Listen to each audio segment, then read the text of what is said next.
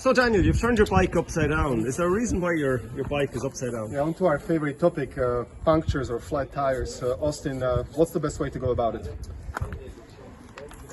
Just to remove the tire to get the tube out. It's a hard job. One lever under and then just keep sliding along, nice and gently. Wow.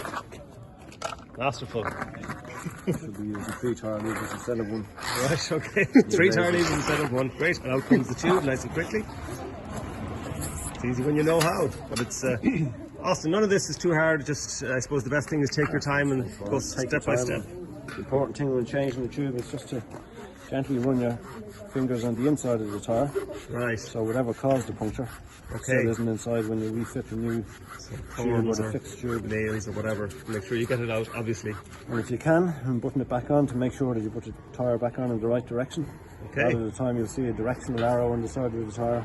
Okay. But generally you can look at the tread pattern and it's like a herringbone that it should be as the wheel rotates. Okay. Otherwise it will just slow you down slightly. Right. Austin, what do we know when a tire is worn out? What are you looking for? You're basically looking for any perished or cracked signs on the side of the tire, but also when the tread pattern is worn down, that's a good indication that you need to Get a new one. get a new tire. So when you have the tube fixed, or you're replacing the tube, just pop it back in with a tiny bit of air in it, and just feed it up into the inside of the tire.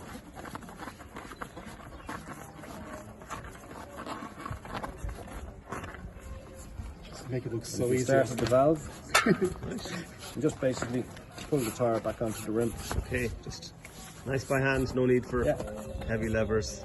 Is there any common mistakes that people make when they're changing tires? Do you get There is people who... getting the tube, not having a little bit of air in the tube in the first place, and Right. the tube gets trapped underneath the tire, Okay, unknown to themselves, and then when they pump the tire up, punctures. of course the first pump you hit, it'll pinch it. Right, okay. So the most important part, you have the valve, push the valve up into the inside of the tire and pull it back down. Okay, okay, great.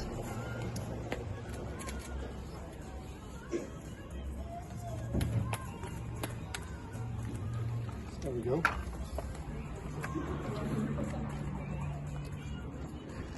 Clipping it on, pull down the lever. Austin, you were talking about 2 different types of valves, right? What are they? That's Presta, the one we're using here, and then the other one is Schrader. Schrader are the Standard ones... car valve. Yeah, like on a car. Yeah.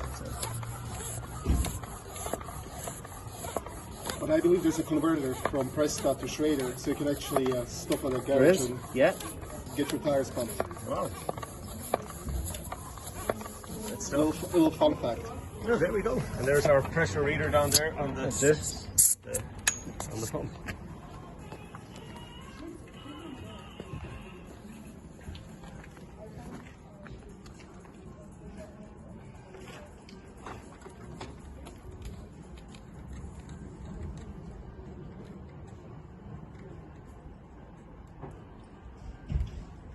There you go, Danny.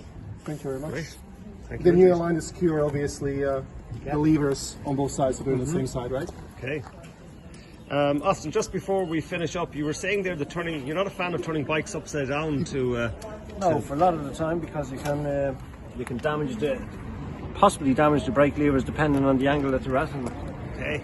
some of the Shimano ones have little glass covers Right. over the gear indicator, and that can crack. Okay, they can be broken. It can be easily broken when you do that. So. All right. This bike has disc brakes, obviously very fancy, but I suppose for a lot of people have the old style caliper brakes. Do you have any, I suppose, what would your 3 tips be for good braking, especially in wet conditions? Yeah, certainly with the caliper or the V-brake ones, every now and again just with a bit of steel wool to clean the side of the rims. Okay. If there's any build up of gunk, or call it what you will, that's clear, and that will hopefully potentially Right. stop your brake blocks wearing down that little quicker than they should do. Okay, so a little bit of steel wool, keep the rims clean basically is a handy tip.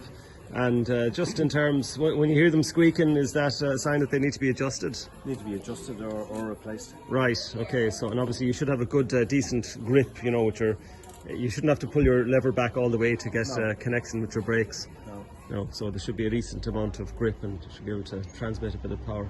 Great. These are all basic things that you know, our viewers want to hear and see, and we get a lot of questions about these. So thanks very much for coming along and answering these questions. Once again, that's Austin from Key Cycles here in Drogheda.